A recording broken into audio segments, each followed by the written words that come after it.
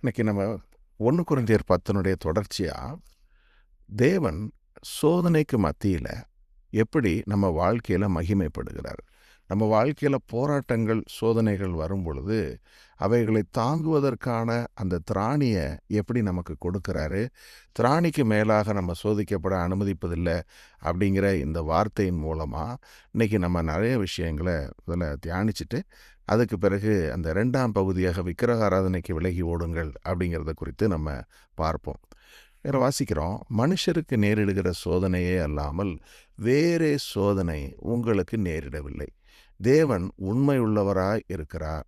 உங்கள் திராணிக்கு மேலாக நீங்கள் சோதிக்கப்படுகிறதற்கு அவர் இடங்கொடாமல் சோதனையை தாங்கத்தக்கதாக சோதனையோடு கூட அதற்கு தப்பித்து கொள்ளும்படியான போக்கையும் உண்டாக்குவார். இப்போ இந்த இடத்துல மனுஷருக்கு நேரிடுகிறன்ற வார்த்தையை பார்க்குறோம்.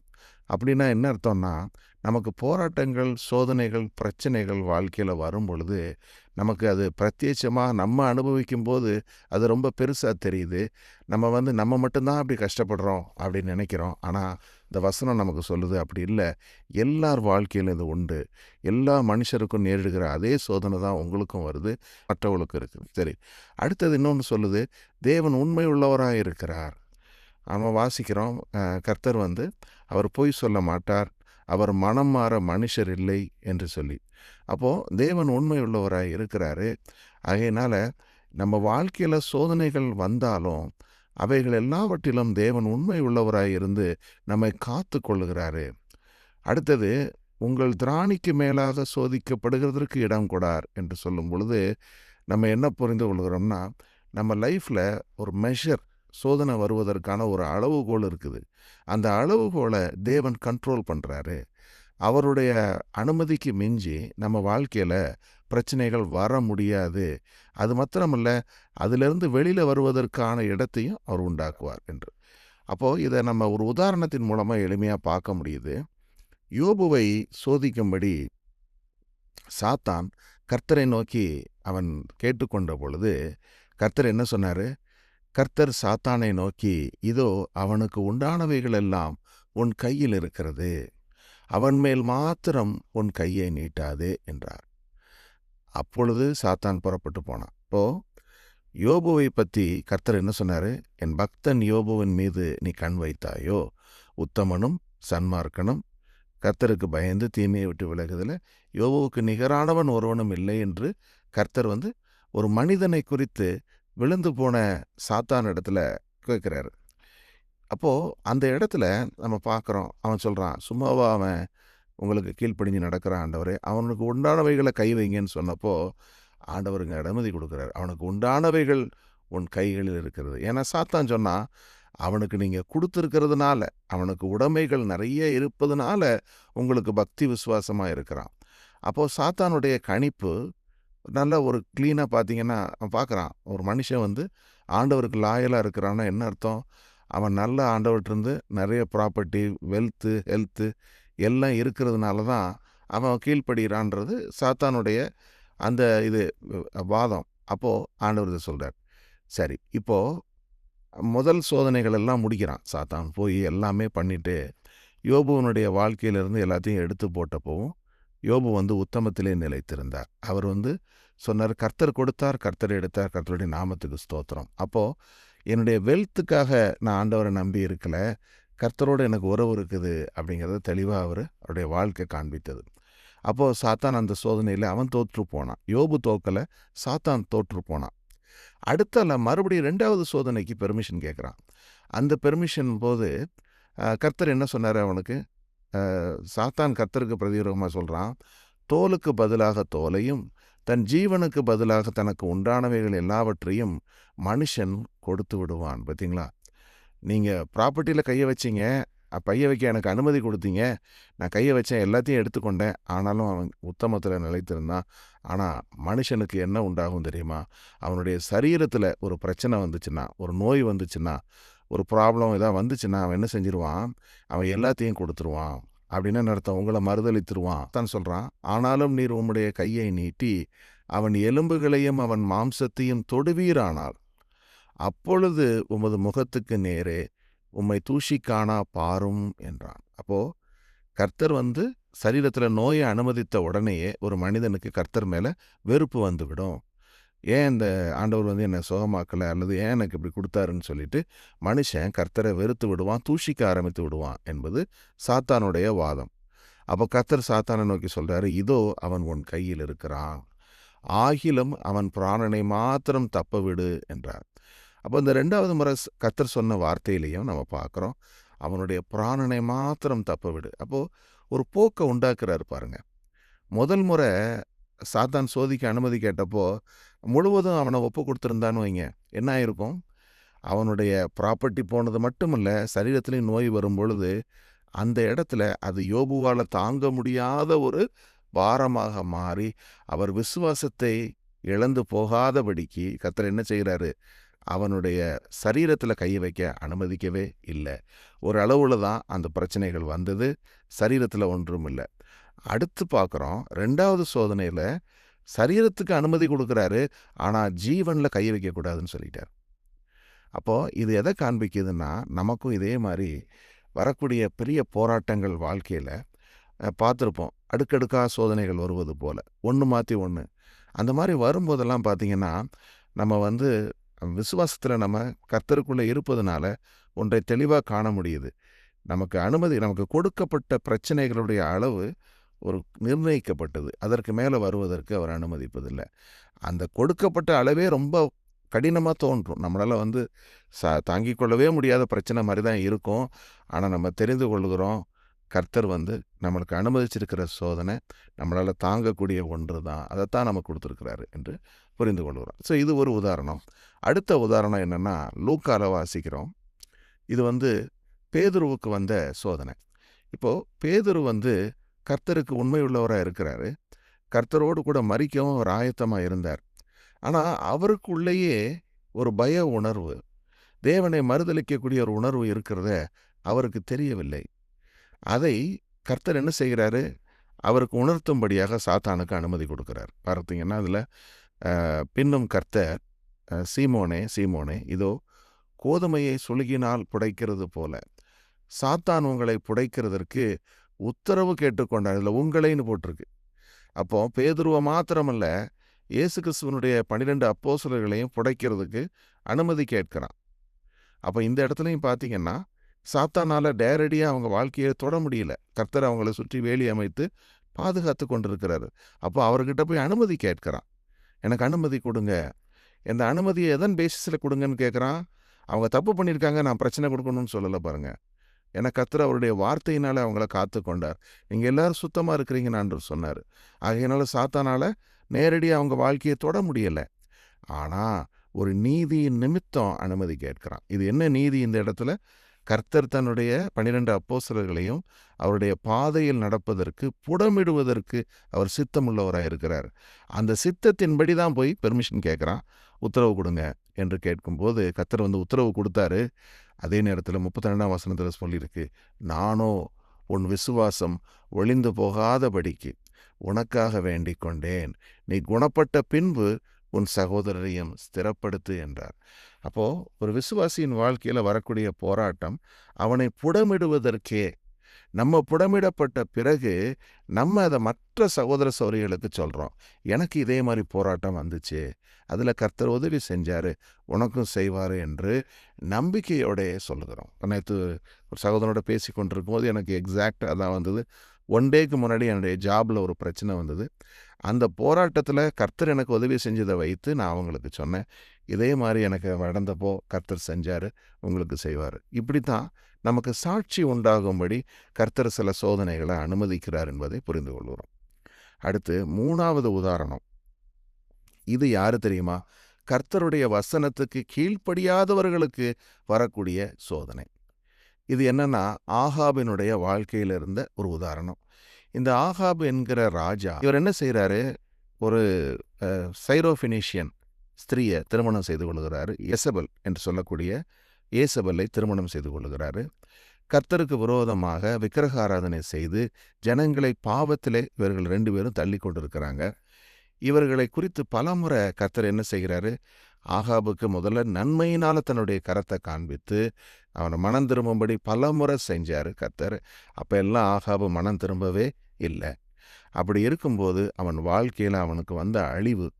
அந்த நேரத்தில் ஒரு கான்வர்சேஷன் நடக்குது. அந்த கான்வர்சேஷன் தான் அது. இப்போ பார்த்தீங்கன்னா, ஒரு கர்த்தருடைய ஒரு தீர்க்கதரிசியை ஆகாபு அழைத்து அனுப்புகிறான். அவர் உண்மையுள்ள தீர்க்கதரிசி. அதே நேரத்தில் பொய் தீர்க்கதரிசிகளும் நிறைய பேர் வந்திருக்கிறாங்க ஆகாபு கிட்ட. இப்போ ஆகாபு 2 பேர்ட்டையும் விசாரிக்கிறான். என்ன விசாரிக்கிறான்னா, நான் இந்த ஒரு யுத்தத்துக்கு போகணும், போகலாமா வேண்டாமான்னு கர்த்தரை கேட்டு சொல்லுன்னு சொல்லி அவன் விசாரிக்கிறான். விசாரிக்கும்போது மிகாயா முதல்ல என்ன சொல்கிறாரு, போயிட்டு வா கர்த்தரனோட கூட இருப்பாருன்னு சொல்லும்போது அவன் சொல்கிறான், நீ உண்மையை சொல்லுன்னு சொல்லும்போது சொல்கிறாரு, நான் ஒரு காட்சியை பார்த்தேன், ஒரு தரிசனத்தை பார்த்தேன். அது என்ன தெரியுமா சொல்கிறாரு பாருங்க. ஆகையால் கர்த்தருடைய வார்த்தையை கேளும், கர்த்தர் தமது சிங்காசனத்தின் மேல் வீற்றிருக்கவும் பரலோகத்தின் சேனை யாவும் அவருடைய வலது பக்கத்திலும் இடது பக்கத்திலும் நிற்கவும் கண்டேன். கர்த்தர் ஆகாபை யார் வஞ்சித்து அவன் ராமோத் கிளையாத்திற்கு போய் விழும்படிக்கு செய்வான் என்றார். ஒருவன் இப்படி சொன்னான், மறுவன் அப்படி சொன்னான். அப்பொழுது ஒரு ஆவி முன்னே கர்த்தருக்கு முன்பாக நின்று, நான் அவனை வஞ்சிப்பேன் என்றது. எதினால் என்று கர்த்தர் அதை கேட்டார். அப்பொழுது அது, நான் போய் அவனுடைய தீர்க்கதரிசிகள் எல்லார் வாயிலும் பொய்யின் ஆவியாக இருப்பேன் என்றது. அதற்கு அவர், நீ அவனுக்கு போதனை செய்து அப்படி நடக்க பண்ணுவாய், போய் அப்படி செய் என்றார். பார்த்தீங்களா? இந்த இடத்துல ஒரு பக்கம் ஏஞ்சல்ஸ் எல்லாம் நிற்கிறாங்க. அப்போது ஒரு ஆவி நிற்கிது. அது என்ன? பொய்யின் ஆவி. அது சொல்லுது, ஆண்டவரே எனக்கு அனுமதி கொடுங்க, நான் போய் ஆகாபுடைய தீர்க்கதரிசிகள் வாயில பொய்யாக இருந்து அவனை வஞ்சித்து அவனை விழும்படி செய்வேன். காரணம் என்ன? கர்த்தரே கேட்குறாரு, அவனை வெளுத்தட்டணும், யார் போறீங்கன்னு கேட்குறாரு. அப்போ நம்ம பார்க்குறோம், அவர் மனது உருகுகிற கர்த்தர், அவன் மனம் திரும்பாவிட்டால் பட்டயத்தை கருக்காக்குவார்னு வாசிக்கிறோம். அப்போது ஒவ்வொரு மனிதனும் தன்னுடைய பாவத்தில் விழுந்து போகாதபடி கர்த்தர் தன்னுடைய சுவிசேஷத்தை அனுப்பி ரட்சிப்புக்குள்ள நடத்துகிறாரு. ஆனால் வசனத்துக்கு கீழ்ப்படிய மாட்டோம் என்று எதிர்த்து நிற்கிறவர்களுக்கு என்ன செய்கிறாரு? அவர் நீதியான ஆக்கினையை கொடுக்குறாரு. இப்போ இந்த இடத்துல சாத்தானை அனுமதிக்கிறாரு. அனுமதித்து அவனை கொண்டு அவனை விழ பண்ணுகிறாரு என்பதை காண்கிறோம். இந்த 3 விதமான உதாரணங்களை பார்த்துட்டோம். அப்போது சோதனைகளை குறித்து நம்ம ஓரளவுக்கு இப்போ நமக்கு தெளிவாக காண்கிறோம். அப்போ 2 வகையான சோதனைகள் இருக்குது. ஒன்று என்ன? பாவத்தில் விழ செய்யக்கூடிய சோதனைகள், டெம்டேஷன்ஸ் என்று சொல்லக்கூடிய அந்த டெம்டேஷன்ஸு, அதை கர்த்தர் செய்வாரா என்றால் கர்த்தர் அதை ஒருபோதும் செய்ய மாட்டார் என்பதை நம்ம யாக்கோபின் வசனத்திலிருந்து நம்ம கற்றுக்கொள்கிறோம். அதே நேரத்தில் விசுவாசத்தை சோதிக்கக்கூடிய சோதனைகளை கர்த்தர் அனுமதிப்பார். இது 2யுமே யாக்கோபில் அழகா ஆண்டவர் நமக்கு காண்பிக்கிறார். என்ன வாசிக்கிறோம்? 1ஆம் அதிகாரத்தில், சோதனையை சகிக்கிற மனுஷன் பாக்கியவான், அவன் உத்தமன் என்று விளங்கின பின்பு கர்த்தர் தம்மிடத்தில் அன்பு கூறுகிறவர்களுக்கு வாக்கு தத்தம் பண்ணின ஜீவ கிரீடத்தை பெறுவான். இதுதான் இப்போ நம்ம வாசித்த முதலாவது டைப் ஆஃப் சோதனை. இது விசுவாசிகளாகிய உங்களுக்கும் எனக்கும் வரக்கூடிய சோதனை. இது எதுக்காக வருது நம்ம வாழ்க்கையிலனா, கர்த்தர் நம்மை புடமிடுவதற்கு, நம்மை இன்னும் பொன்னாக விளங்க செய்வதற்கு அவர் அனுமதிக்கக்கூடிய சோதனைகள். இந்த சோதனையின் வாயிலாகத்தான் நம்ம என்ன செய்கிறோம்? மகிமையில் பிரவேசிக்கிறோம். அதனால தான் அது ஒன்று. அடுத்தது என்ன? டெம்டேஷன்ஸ் என்று சொல்லக்கூடிய பொல்லாங்கான சோதனைகள். இதில் வாசிக்கிறோம் 13ல், சோதிக்கப்படுகிற எவனும் நான் தேவனால் சோதிக்கப்படுகிறேன் என்று சொல்லாதிருப்பானாக, தேவன் பொல்லாங்கினால் சோதிக்கிறவர் அல்ல, ஒருவனையும் அவர் சோதிக்கிறவரும் அல்ல. இதை நீங்கள் 12ஐயும் 13ஐயும் சேர்த்து வாசித்தீங்கன்னா ஒரு முரண்படுகிற வசனங்கள் போல தோன்றும். என்ன முதல்ல சோதிப்பாருன்னு சொல்கிறீங்க, இங்கே சோதிக்க மாட்டாருன்னு சொல்கிறீங்க, என்ன இது அப்படின்ற மாதிரி தோணும். ஆனால் 2மே 2 வேறுபட்ட காரியங்கள். முதலாவது பார்த்தது நீதியுள்ள சோதனைகள், 2வது பார்க்குறது என்ன? பொல்லாங்கான சோதனைகள். பொல்லாங்குங்கிறது டெம்டேஷன்ஸ்னால் வர்றது. எதையாவது ஒரு பொருளை பார்க்கும்போது நமக்குள்ளே வரக்கூடிய ஒரு இச்சை, அல்லது இந்த விபச்சார விச்சை, இந்த மாதிரி காரியங்கள், இவைகள் எல்லாமே என்ன நம்மளுடைய சுய இச்சையினால் வரக்கூடியது. போட்டிருக்கு பாருங்கள் அடுத்த வசனத்தில், அவன் தன் தன் சுய இச்சையினாலே இழுக்கப்பட்டு சிக்குண்டு சோதிக்கப்படுகிறான். பின்பு இச்சையானது கர்ப்பம் தரித்து பாவத்தை பிறப்பிக்கும், பாவம் பூரணமாகும்போது மரணத்தை பிறப்பிக்கும். விசுவாசத்தில் நம்ம பலகீனமாக இருந்த நாட்களில் நமக்கு தோன்றும், எதுக்கு நான் நான் வந்து ஸ்மோக்கிங்கை விட்டுட்டேன், நான் ட்ரிங்கிங்கை விட்டுட்டேன், நான் இந்த மாதிரி மோசமான விஷயங்களை பார்க்குறதில்ல, ஆனால் இதெல்லாம் என் லைஃப்பில் ஏன் வருது? அப்போ இதெல்லாம் வந்து காட் அலோவ் பண்ணுறாரு போல் நம்மளை வந்து டெஸ்ட் அப்படின்னு சொல்லி நம்ம சில சமயங்களில் தவறாக யோசித்திருப்போம். ஆனால் வசனம் சொல்லுது, கர்த்தர் ஒருபோதும் அப்படி செய்ய மாட்டார். அவரும் பொல்லாங்கினால் சோதிக்கப்படுகிறவர் கிடையாது. என்ன அர்த்தம்னா, no temptation can come to God. தேவன் அவைகள் எல்லாவற்றுக்கும் அப்பாற்பட்டவராக இருக்கிறாரு. அதே நேரத்தில் நாமளும் அதே மாதிரி ஓவர் கம் பண்ணணும் என்று சொல்லி வார்த்தையாகிய தேவன் விரும்புகிறார். அப்போது நம்ம ஒரு விஷயத்தை இதில் ஒரு சுருக்கமாக வந்து நம்ம காண முடியும். அது என்னன்னு சொன்னால், 2 விதமான போராட்டங்கள் இருக்குது வாழ்க்கையில். ஒன்று, நம்ம விசுவாசத்தில் வர்றதுக்கு முன்பு பலவித சோதனைகளில் சிக்கொண்டு போயிருந்திருப்போம். அதெல்லாம் என்னன்னு பார்த்தா, நம்முடைய அநீதியான வாழ்க்கையினால், நம்ம தேவனுக்கு விரோதமாக இருந்த செய்கையினால் நம்ம வாழ்க்கையில் வந்த பிரச்சனைகள், போராட்டங்கள், இவைகள் எல்லாமே ஒரு விதமான சோதனை. இவைகள் எல்லாவற்றையும் கர்த்தர் மாற்றி போடுகிறார். மனம் திரும்பி ஆண்டவராகிய இயேசு கிறிஸ்துவினுடைய ராஜ்யத்துக்கு உட்படும் பொழுது சாத்தானை நமக்கு காலின் கீழே நசுக்கி தள்ளிட்டாரு. அதுக்கு பிறகு என்னாச்சு, நம்ம ஒளியின் ராஜ்யத்துக்குள்ளே வந்துட்டோம். இப்போ முன்பு இருந்த பிரச்சனைகள்லேருந்தெல்லாம் விடுவித்துட்டார். ஆனால் அதற்கு பிறகு புடமிடக்கூடிய சோதனைகளை நம்ம வாழ்க்கையில் கர்த்தர் இன்னும் அனுமதிக்கிறாரு. அதன் மூலமாகத்தான் நம்ம என்ன புரிந்து கொள்கிறோம், நம்ம இன்னும் அதிகமாய் அவருடைய மகிமையில் பிரவேசிக்க தொடங்குகிறோம். ஏன்னா, ரட்சிக்கப்பட்ட பிறகும் நம்முடைய இருதயத்தில் என்ன இருக்குங்கிறது நமக்கே தெரியறதில்ல. நம்ம ஒவ்வொரு பிரச்சனைக்குள்ளே போகும்போது தான் எனக்குள்ள இந்த மாதிரியான மாம்ச சிந்தைகள் இருக்குது. கொஞ்சம் பிரச்சனை வந்தால் நான் கோவப்பட்டுடுறேன், கொஞ்சம் உணர்ச்சி வசப்பட்டு எதையாவது நான் செஞ்சிடுறேன், அல்லது இன்னுமே கூட எனக்குள்ள பழைய இச்சை காமவிகாரங்கள் இருக்குது. இப்படிங்கிறது எல்லாமே வந்து அந்த சந்தர்ப்பத்துக்குள்ளே போகும்போது தான் எனக்குள்ளே இருந்து வெளியில் வருது. அதனால தான் இந்த போராட்டங்களை கர்த்தர் அனுமதிக்கிறாரு என்பதை பார்க்க முடியுது. இதை இன்னும் அழகாக நம்ம வந்து இந்த அடுத்த பகுதியிலையும் பார்க்க முடியுது. என்னென்னா, விக்கிரகாராதனையை குறித்து கர்த்தர் சொல்லக்கூடிய வார்த்தைகளில் இப்படி வாசிக்கிறோம். என்ன சொல்றாரு? ஆகையால் எனக்கு பிரியமானவர்களே, விக்கிரகாராதனைக்கு விலகி ஓடுங்கள். உங்களை புத்திமான்கள் என்று எண்ணி பேசுகிறேன். நான் சொல்லுகிறதை நீங்களே நிதானித்து பாருங்கள். நாம் ஆசரிக்கிற ஆசீர்வாதத்தின் பாத்திரம் கிறிஸ்துவனுடைய இரத்தத்தின் ஐக்கியமாய் இருக்கிறது அல்லவா? நாம் பிட்கிற அப்பம் கிறிஸ்துவனுடைய சரீரத்தின் ஐக்கியமாய் இருக்கிறது அல்லவா? அந்த ஒரே அப்பத்தில் நாம் எல்லோரும் பங்கு பெறுகிறபடியினால் அநேகரான நாம் ஒரே அப்பமும் ஒரே சரீரமுமாய் இருக்கிறோம். மாம்சத்தின்படியான இஸ்ரவேலரை பாருங்கள். பலிகளை புசிக்கிறவர்கள் பலிபீடத்தோடு ஐக்கியமாய் இருக்கிறார்கள் அல்லவா? இப்படி இருக்க விக்கிரகம் ஒரு பொருள் என்றும் விக்கிரகத்துக்கு படைக்கப்பட்டது ஒரு பொருள் என்றும் நான் சொல்லுகிறேனோ? அஞ்ஞானிகள் பலியிடுகிறதை தேவனுக்கு அல்ல பேய்களுக்கே பலியிடுகிறார்கள் என்று சொல்லுகிறேன். நீங்கள் பேய்களோடு ஐக்கியமாயிருக்க எனக்கு மனதில்லை. நீங்கள் கர்த்தருடைய பாத்திரத்திலும் பேய்களுடைய பாத்திரத்திலும் பானம் பண்ணக்கூடாதே. நீங்கள் கர்த்தருடைய போஜன பந்திக்கும் பேய்களுடைய போஜன பந்திக்கும் பங்குள்ளவர்களாய் இருக்க கூடாதே. இப்போ இந்த இடத்துல வந்து ஒரு காரியத்தை சொல்றார். என்னன்னா, நம்ம எல்லாருமே ஆண்டவராகிய இயேசு கிறிஸ்து தனது சரீரம் என்று சொல்லி கொடுத்த அப்பத்தையும் நம்ம வாசிக்கிறோம். மத்தேயு 26 அவங்க போஜனம் பண்ணும்போது ஆண்டவர் சொன்னார், அப்பத்தை எடுத்து அதை ஆசீர்வதிக்கிறாரு. அதை சீஷர்களுக்கு கொடுத்து என்ன சொன்னார்? நீங்கள் இதை வாங்கி புசியுங்கள், இது என்னுடைய சரீரமாக இருக்கிறது. பின்பு பாத்திரத்தை எடுத்து என்ன சொல்கிறாரு? ஸ்தோத்திரம் பண்ணி, இதை நீங்கள் எல்லோருமே இதில் பானம் பண்ணுங்க. அப்படி நம்ம பானம் பண்ணும் பொழுது பவுல் சொல்கிறாரு, நம்ம கர்த்தராகிய இயேசு கிறிஸ்துவினுடைய சரீரத்தில் ஒரு பார்ட்டாக நம்ம மாறிட்டோம். நம்ம அவருடைய மாம்சத்தின் மாம்சமும் எலும்பும் எலும்புமாய் இருக்கிறோம் என்று சொல்லி எபேசியரில் வாசிக்கிறோம். போட்டிருக்கு, ஒருவன் தன்னுடைய சொந்த மாம்சத்தை ஒருத்தனும் பாய்க்க மாட்டானே, கர்த்தர் தன்னுடைய சபையை போஷித்து காப்பாற்றுறது போல ஒவ்வொருத்தனும் தன்னுடைய மாம்சத்தை காப்பாற்றான். நம்ம அவருடைய சரீரத்தில் ஒரு அவயவமாக இருக்கிறோம் அப்படின்னு சொல்லி, எப்படி நமக்கு கை காலெல்லாம் இருக்குதோ அதே மாதிரி இயேசு கிறிஸ்துவனுடைய சரீரத்தில் நம்ம ஒரு அவயவமாக அவரோடு கூட இருக்கிறோம்னா எவ்வளவு ஒரு க்ளோஸ் ரிலேஷன்ஷிப்பில் நம்ம தேவனோடு வந்துட்டோம் பாருங்கள்.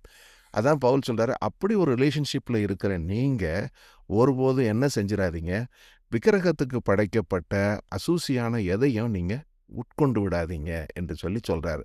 காரணம் என்ன? நம்ம எதை சாப்பிட்றோமோ அதோடு நம்ம ஐக்கியப்படுகிறோம். அப்போ அஞ்ஞானிகளாகிய உலகத்தார் என்ன செய்கிறாங்க? அநேக தேவர்கள் உண்டு என்று சொல்லி விக்கிரகங்களுக்கு உணவை படைக்கிறாங்க. அதை விழுந்து சேவிக்கிறாங்க. ஏன்னா அவங்களுடைய மனசாட்சி அசூசிப்பட்டதாக இருக்குது. ஆனால் உங்களுக்கும் எனக்கும் சத்தியம் தெரியும். ஒரே தேவன் ஆண்டவராகிய இயேசு கிறிஸ்து மாத்திரமே. இதை தெரிந்து வைத்திருக்கிற நம்ம அந்த உணவை புசித்தால் என்ன ஆயிடுறோம்? நம்ம கர்த்தருடைய பாத்திரத்திலையும் பங்கு கொள்கிறோம், பேய்களுடைய பாத்திரத்திலையும் பங்கு கொள்கிறோம். இதுதான் நம்ம முழுமையாக அவருடைய மகிமைக்குள்ளே போக முடியாமல் இருக்கிறதுக்கான காரணம். இன்னுமே பார்த்தீங்கன்னா 2 விதமான மனநிலையில் குந்தி குந்தி நடக்கிற பொழுது நம்மளால் தேவனுடைய மேன்மையை காணவே முடியாது. ஏன்னா முழுவதும் நம்ம அவருக்குள்ளே இருந்து அவருடைய சரீரத்தில் ஒரு அவயவமாக மாறும் பொழுது என்னாகும்? கர்த்தரால் நம்ம காப்பாற்றப்படுவோம். ஆனால் இந்த மாதிரி ஒரு 2 தரப்பட்ட நிலை இருக்கக்கூடாது என்பதை காண்பித்து கொடுக்கிறார். ஸோ இதை சொல்லும் பொழுது விக்கிரக ஆராதனைக்கு விலகி ஓடுங்கள் என்கிற ஒரு காரியத்தை சொல்கிறாரு. அது ஏன் விக்கிரக ஆராதனைக்கு விலகி ஓடுங்கள்னு சொல்கிறாரு அப்படின்னு சொல்லி பார்த்தோம்னா, நம்ம பார்க்குறோம் எகிப்திலிருந்து கொண்டு வந்த தன்னுடைய ஜனங்களோடு கர்த்தர் ஒரு உடன்படிக்கை பண்ணுறார். அந்த உடன்படிக்கையில் என்ன சொல்கிறாருன்னா, பூமி எங்கும் எந்த ஜாதிகளுக்கும் செய்யப்படாத அதிசயங்களை நான் உங்களுக்கு முன்பாக செய்வேன். உன்னோடு கூட இருக்கிற ஜனங்கள் எல்லோரும் கர்த்தருடைய செய்கையை காண்பாங்க. அந்த காரியங்கள் எல்லாம் பயங்கரமாக இருக்கும்னு சொல்லிட்டு கர்த்தர் சொல்கிறாரு, இன்று நான் உனக்கு கொடுக்கும் கட்டளையை நீ கைக்கொள் அப்படின்னு சொல்லிட்டு, நான் கொண்டு போகிற இடத்துல எமோரியன் இருக்கிறான், கானானியன் இருக்கிறான், ஏத்தியன் இருக்கிறான், பெருசியன், ஏவியன், எகியன் எல்லாரையும் துரத்தி விட போகிறேன். ஆனால் நீ என்ன செஞ்சிடாத, நீ போய் சேர்ற குடிகளோடு கூட ஒருபோதும் உடன்படிக்கை பண்ணிடாத என்று சொல்கிறார். அப்போது உலகத்துக்கு ஏற்ற ஒத்த வேஷம் தரிக்கக்கூடாது என்பது விசுவாசிகளாகிய உங்களுக்கும் எனக்கும் கொடுக்கப்படக்கூடிய ஒரு கற்பனையாக இருக்குது. ஏன்னா நம்ம இருக்கிற பகுதியில் அவங்க இருக்கிறாங்க, அவங்களுடைய லைஃப் ஸ்டைல் வேறு, அவங்களுடைய பிலீஃப் வேறு, அவங்க ஐக்கியம் கொள்ளக்கூடிய அந்த பிசாசுகளின் பந்தி வேறு. அதோடு நம்ம ஒருபோதும் ஐக்கியமாக இருக்கக்கூடாதுங்கிறத ஒரு எச்சரிக்கையாக சொல்கிறார் பாருங்க. எச்சரிக்கையாக இரு, பண்ணினால் அது உன் நடுவில் கண்ணியாக இருக்கும். அவர்களுடைய பலிபீடங்களை நீ இடித்து போடு, அவர்களுடைய சிலைகளை நீ தகர்த்து போடு, அவருடைய தோப்புகளை நீ வெட்டி போடு. ஏன்னா உன்னுடைய கர்த்தருடைய நாமத்துக்கு இன்னொரு அர்த்தம் இருக்குது. அது என்ன? எரிச்சல் உள்ளவர். தேவன் எரிச்சல் உள்ளவராக இருக்கிறாரு. நீ அந்த தேவர்களை பணிந்து கொண்டால், அந்த குடிகளோடு உடன்படிக்கை பண்ணினால், அவர்களுடைய சோர மார்க்கத்தில் நீயும் நடந்து விடுவ. அவர்கள் தேவர்களுக்கு பலியிடுவாங்க, உன்னை கூப்பிடுவாங்க. அவங்க கூப்பிடும்போது நீ போய் அதை சாப்பிட்டன்னா என்ன நடக்கும்? நீ அந்த தேவர்களை பணிந்து கொள்ளுவாய். அப்போது நான் எரிச்சலுள்ள தேவனாக இருந்து நான் என்ன செய்வேன்? அந்த இதை உன் மேலே கொண்டு வருவேன்னு சொல்கிறார். இப்படிப்பட்ட ஒரு காரியத்தை சொல்லும் பொழுது தான் நம்ம என்ன புரிந்து கொள்கிறோம், நம்ம பார்க்குறோம். அப்போது பவுல் இந்த ஐடலுக்கு வச்ச உணவுகளை சாப்பிடக்கூடாதுன்னு சொன்ன வார்த்தைக்கு பின்னாடி இவ்வளவு காரியங்கள் ஒளிந்திருக்குது. அப்போ இது வெறும் சாப்பாட்டை பற்றி மட்டும்தானா அப்படின்னா இல்லை, அதுக்கு மேலே நிறைய விஷயங்களும் இருக்குது. ஏன்னா மீதம் உள்ள வசனங்களில் நம்ம வாசிக்கிறோம், என்ன சொல்கிறாரு? நம் கர்த்தருக்கு எரிச்சலை மூட்டலாமா? நாம் அவரிலும் பலவான்களா? எல்லாவற்றையும் அனுபவிக்க எனக்கு அதிகாரம் உண்டு, ஆனால் எல்லாம் தகுதியாயிராது. எல்லாவற்றையும் அனுமதிக்க எனக்கு அதிகாரம் உண்டு, ஆகிலும் எல்லாம் பக்தி விருத்தியை உண்டாக்காது. அப்போது நம்ம இந்த அன்றாட வாழ்க்கையில் நீங்களும் நானும் நிறைய காரியங்களை செய்கிறோம், நிறைய இடங்களுக்கு போகிறோம், விருப்பமானதை பார்க்குறோம், விருப்பமான உடைகளை அணிகிறோம், நிறைய பேரோட பழகுகிறோம், நிறைய கருத்துக்களை கேட்குறோம். இவைகள் எல்லாவற்றுக்கும் கர்த்தர் நமக்கு அதிகாரம் கொடுக்குறார். ஆனால் சொல்கிறாரு, எல்லாமே தகுதி உள்ளதாக இருக்காதுங்கிறார். அப்போ நீங்களும் நானும் அவருடைய வசனத்தோடு அவருடைய சத்தியத்தோடு ஐக்கியமாகிற பொழுது நம்ம வாழ்க்கையில் எதை எதை தடை செய்யணுங்கிறதும் எதை எதை அனுமதிக்கணுங்கிறதும் நமக்கு அழகாக காண்பிக்கப்படுது. நம்முடைய பாதைக்கு வேத வசனங்கள் வெளிச்சமாக இருக்குது, தீபமாக இருக்குது. அதனால் நமக்கே தெரியுது இதை எதை செய்யலாம், இதை எதை செய்யக்கூடாதுன்னு. அதான் சொல்லியிருக்காரு, எல்லாற்றையும் அனுபவிக்கிறதுக்கு எனக்கு அதிகாரம் இருந்தாலும் எல்லாமே தகுதி உள்ளதாகவும் இருக்காது, எல்லாமே பக்தி விருத்தியை உண்டாக்காதுன்னு சொல்லிட்டு, அவனவன் தன் சுய பிரயோஜனத்தை தேடாமல் பிறனுடைய பிரயோஜனத்தையும் தேட கடவன் என்று சொல்லும் பொழுது நம்ம என்ன புரிந்து கொள்கிறோம்? நாமளும் பக்தி விருத்திக்கு ஏதுவானவைகளை தேடணும், மற்றவங்களுக்கு பக்தி விருத்தி உண்டாகிறதுக்கு நம்மளால் என்ன முடியுமோ அதையும் நம்ம செய்யணும்னு சொல்லி கற்றுக்கொள்ளுகிறோம். அடுத்து இன்னொரு விஷயமும் சொல்கிறாரு. கடையில் ஏதாவது ஒன்று விற்றாங்கன்னா அதை வாங்கி சாப்பிட்றதுக்கு நீங்கள் ரொம்ப யோசிக்க தேவையில்லை. அதில் இருக்கிறத நீங்கள் வாங்கி சாப்பிட்லாம். அதே நேரத்தில் நீங்கள் என்ன செய்யணும்னு சொல்லி சொல்கிறாரு. அவிசுவாசியான ஒருத்தன் விருந்துக்கு அழைக்கிறான்னா உனக்கு போகணும்னு தோணுச்சுன்னா போ. அவன் வைக்கிறத எல்லாத்தையும் நீ யோசிக்காமல் சாப்பிடு. அதே நேரத்தில் அவன் விக்கிரகத்துக்கு படைச்சதுன்னு சொன்னான்னா அப்படி சொன்னதன் நிமித்தமும் மனசாட்சியின் நிமித்தமும் அதை நீ சாப்பிடாத என்று சொல்லிட்டு அடுத்த வார்த்தை சொல்லிட்டாரு. பூமியும் அதன் நிறைவும் கர்த்தருடையது அப்படின்னு சொல்லும்போது நம்ம என்ன புரிந்து கொள்ளுகிறோம். இப்போ இந்த காரியத்தை கர்த்தர் ரொம்ப அழகாக நம்ம எப்படி அப்ளை பண்ணணுங்கிறதையும் சொல்லி கொடுக்குறாரு. அதுக்காக நான் இந்த மாதிரி ஒரு ஹிந்து வீட்டுக்கு, ஒரு முஸ்லீம் வீட்டுக்கு, மற்றவங்க வீட்டுக்கு நான் போக மாட்டேன்னு நம்ம சொல்ல வேண்டிய அவசியம் இல்லை. உனக்கு மனது இருந்தால் போகிறார். உன்னை கூப்பிட்றான் வீட்டுக்கு, நீ மனம் இருந்தால் போன்றாரு. அப்போ என்ன, அங்கே போகிறதுல பிரச்சனை இல்லை, அவன் வைக்கிற உணவுலேயும் பிரச்சனை இல்லை, அவனோடு ஒரு சோஷியலாக ஒரு ஃப்ரெண்ட்ஷிப்பாக இருக்கிற தப்பு இல்லை. ஆனால் அந்த இடத்துல ஒரு காஷன் வைக்கிறார். என்ன, அது விக்கிரகத்துக்கு படைச்சதுன்னு அவன் சொல்கிற மாத்திரத்தில் மாத்திரம் அதை புசிக்க வேண்டாம் என்று சொல்கிறாரு. சொல்லிட்டு அடுத்த வசனம், உன்னுடைய மனசாட்சியை குறித்து நான் இப்படி சொல்லாமல் மற்றவனுடைய மனசாட்சியை குறித்தே சொல்லுகிறேன். என் சுயாதீனம் மற்றவருடைய மனசாட்சியை குற்றமாய் எண்ணப்பட வேண்டியதென்ன? மேலும் நான் ஸ்தோத்திரத்துடனே அனுபவித்தால் ஸ்தோத்திரத்தை அனுபவிக்கிற பொருளை கொடுத்து நான் தூஷிக்கப்படுவானேன். அப்போது எனக்கு முன்னாடி வைக்கப்பட்ட உணவு அவன் எதுவும் சொல்லாத பட்சத்தில் பூமியும் அதன் நிறைவும் கர்த்தருடையது, ஆகையினால் நான் நன்றி செலுத்தி ஸ்தோத்திரத்துடனே அந்த உணவை புசித்தால் அந்த உணவுனால் எனக்கு ஒன்றுமே பிரச்சனை இல்லை. அதே நேரத்தில் இது விக்கிரகத்துக்கு படைச்சதுன்னு சொல்கிறான் இல்லையா, அவன் என்ன நினச்சிக்கிட்டு இருக்கான், விக்கிரகத்தை ஒரு பொருள் என்று நினச்சிக்கிட்டு இருக்கான். அவன் கெட்டு போகாதபடி நீ அதை உட்கொண்டு விடாதே என்று சொல்கிறார். அப்போ அப்படி உட்கொண்டா அவனுக்குடைய விசுவாசத்தை நம்ம கெடுத்து போடுகிறோம் என்பதைத்தான் அது காண்பிக்குது. அடுத்து கடைசியாக நம்ம வாசிக்கிற வசனம் என்ன, ஆகையால் நீங்கள் புசித்தாலும் குடித்தாலும் எதை செய்தாலும் எல்லாவற்றையும் தேவனுடைய மகிமைக்கென்று செய்யுங்கள்.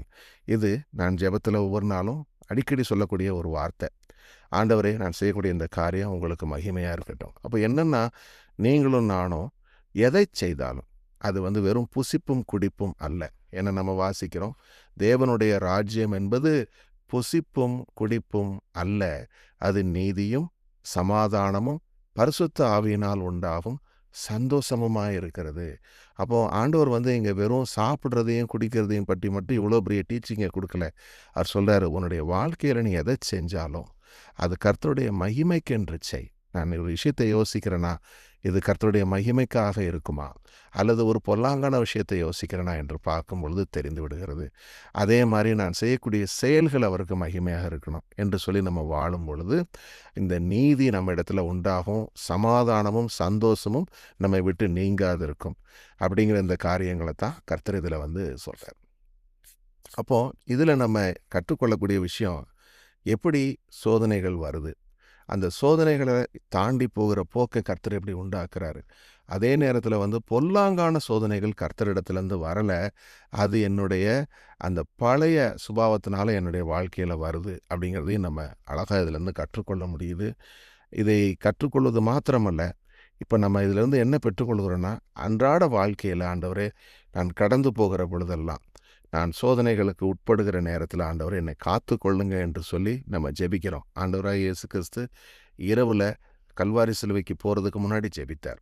ஏன்னா அவர் இப்படிப்பட்ட பாடுகள் வழியாக போகணுங்கிறத கர்த்தர் முன்கூட்டியே அவருக்கு சொல்லிட்டாரு. அதனால் அவர் என்ன செய்தார், சோதனைக்கு உட்படாதபடி ஜெபம் பண்ணினார்.